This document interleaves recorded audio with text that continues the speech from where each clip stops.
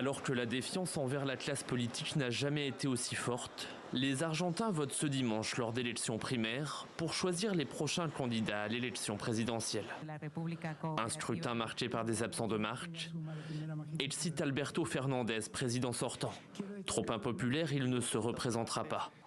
Il cite aussi Cristina Kirchner, ex-chef d'État, et Mauricio Macri, qui lui avait succédé en 2015. Des figures de la classe politique en Argentine, mais jugée trop clivante. Au centre-gauche, Sergio Massa, ministre de l'économie et représentant du parti présidentiel, est déjà assuré d'emporter la primaire.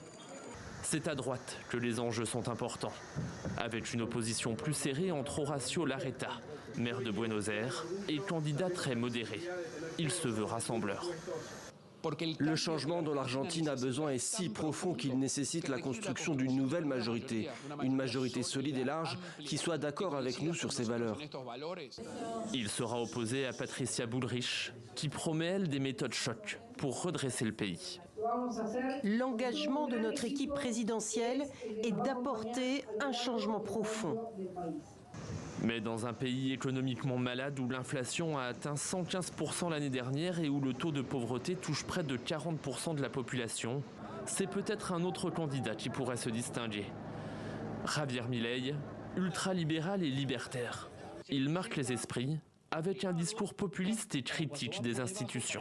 Nous ne créerons jamais de nouveaux impôts. Nous n'irons jamais contre la vie.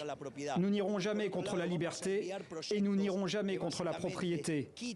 Nous ferons des projets qui suppriment cette oppression de l'État et qui nous rendent plus libres. Les résultats de ces primaires donneront une vraie tendance pour le vote final lors des élections générales qui débuteront en octobre prochain.